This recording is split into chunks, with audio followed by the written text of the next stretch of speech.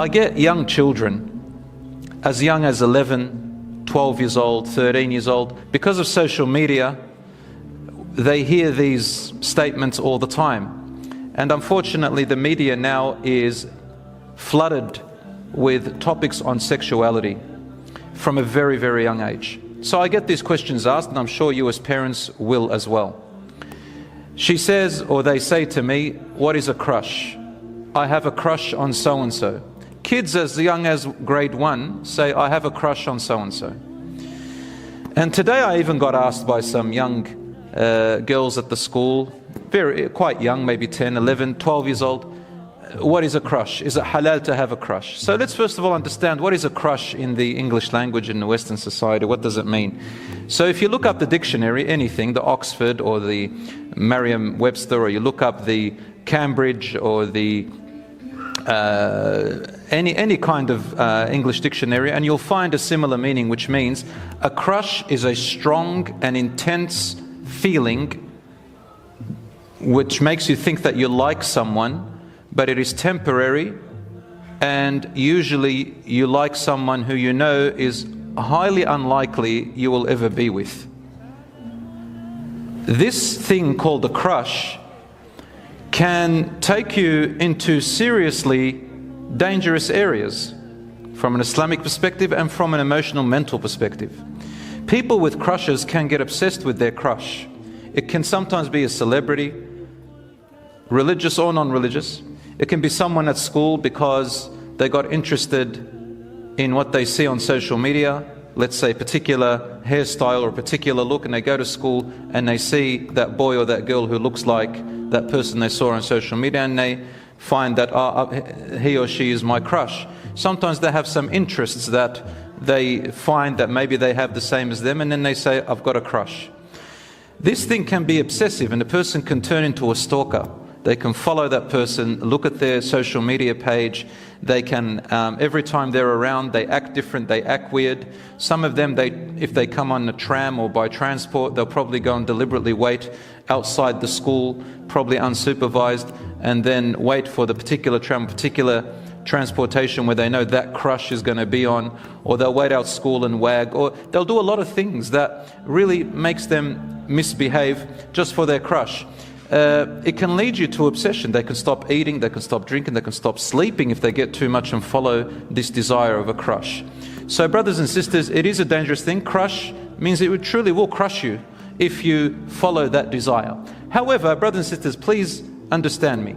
Having a crush is just another name of this natural feeling that, especially young people, the younger you are, the more you'll have this. The older you are, the less likely, because you understand life and you have more experience in understanding people, emotions and relationships, and you focus on what really matters. You start to understand life better. But when you're younger, you have a fantasy, you have this imagination that goes through your head. And it makes you feel good. When you have a crush, it gives you those special tingly, they call it butterfly feelings in your stomach.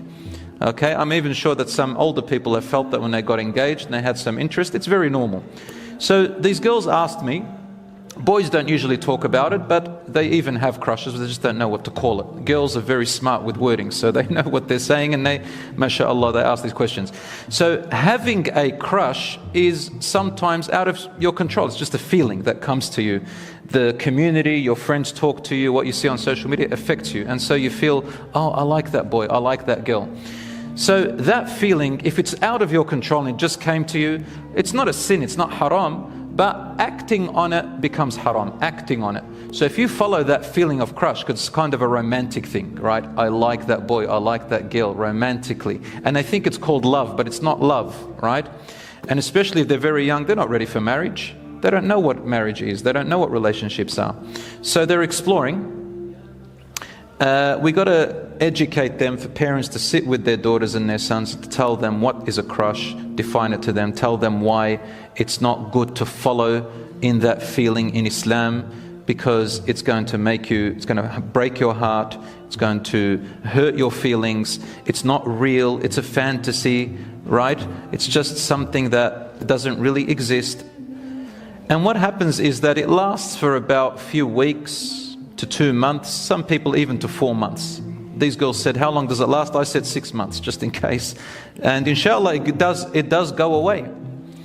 So these are, if you do feel something like that, brothers and sisters, I always advise my brothers and sisters this. Are you ready for marriage? Can you get married?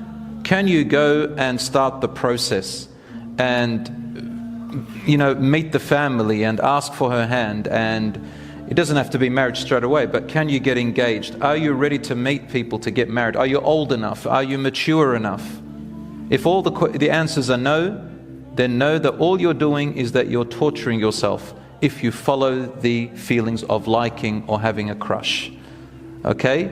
It'll go away and you will move on, but don't act on it because it can lead you to bad places. I have had these experiences with young people, past and present. I've been teaching for about, 16, 17 years, and I do a bit of counseling, student counseling. So these students do come to me, Muslims, and you always have this story, all the time, brothers and sisters. And I think parents should really start to learn about these terminologies and talk to their children about, and I dare to say it, the word sexuality, love, liking, relationships from a young age. Talk to them about puberty from the age of 9 or 10, even 8. For the girls especially, because they reach puberty before boys. Talk about these topics and let it be a normal topic that you as parents can talk with your children. Children, talk with your parents. Talk about your experiences. How did you meet their mum? How did you meet their dad? But, within reason. Let them talk to you rather than talking to someone else.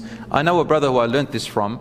He says, I say to my daughter all the time, she is an angel. I even joke with her with cheap lines like, did it hurt when you fell from heaven because you're an angel? These cheap pick-up lines. He says them to his daughter, and his daughter says, come on, Dad, that's, you don't say stuff like that. But she became normalized to it, so that he said to me, because I know some other boys are going to come and use cheap lines to pick her up. So I'm going to beat them to it. And whenever they say it, she says, oh, my dad says those to me. My brother says that to me. So brothers and sisters, get that used to it so that she doesn't fall for the praise who just want to prey on her. Do you understand what I'm saying? Okay, brothers and sisters. So I'm going to move on from this thing called crush. And by the way, love really comes after you've met somebody and you've lived together for a while. Marriage doesn't necessarily have to have intense love from the beginning. Marriage can build the love or can crush the love later on. It depends on how you build it, how you are there for each other. As a man said to Umar ibn al-Khattab, I like this person, I trust him. He says, did you travel with him? Did you stay at his house? Have you done any business trade with him? He said, no. He said, then you don't know him. Don't say you just like him. You just like what you see or what you can imagine he is. So really in marriage you get to know each other more, and you just learn about the important things that you need to know for a marriage. And understand that when you marry someone, you're bringing two families together. Sometimes you're bringing tribes together. Tribes. Some people, Lebanese, Turkish, Somalian, marrying Asian, whatever. Islam allows all these types of marriages and makes no distinction so long as you are compatible and you're good for each other. We bring countries together through marriage. It's not just you and him or you and her. It's not Hollywood where you both hold hands and walk out into the sunset as if the whole world doesn't exist. You have families together. So talk to older people. Talk to wise people. Talk to your parents. There's nothing wrong with saying to mum, what's a crush? I have a crush on this boy. Let her talk to you. Let dad talk to you. It's all right. Talk to older people so they can guide you and not just your little friends who are around you. Because in Arabic, the friend that you have at school or the friend that you have who's your same age, the only thing they can really do for you is just to lean on them, to hug them and cry, or just to talk and they say, oh, I'm here. But really they can't do much. They can't advise you more than what you know. A 13-year-old girl getting advice from another 13-year-old girl, what's she going to know? She only knows what she knows. But getting advice from a mother or an aunt who was older, or a teacher, or anybody else who's older, like an older sister who can advise you, or a brother, or a father, these people can advise you and can guide you in a better way. So always good to have a friend or a family member who's older than you can take advice from. A friend who is at school, who is your age, is called Rafiq. In Arabic, Rafiq means the elbow. Mirfaq comes from mirfaq, because Arabic is so particular with names, and there are 8 different types of friends mentioned in the Quran. One of them is Rafiq, and Rafiq is an elbow, which means you can only lean on them. Just share your emotions with them and that's about it. but they can't really solve much for you. Okay, so you need a wali. A wali means someone older who is responsible for you, who's invested in you, like your father, your uncle, your brother. If you have a son, for example, your mother, all these who are invested in you, that what happens to you will affect them. These people can guide you better.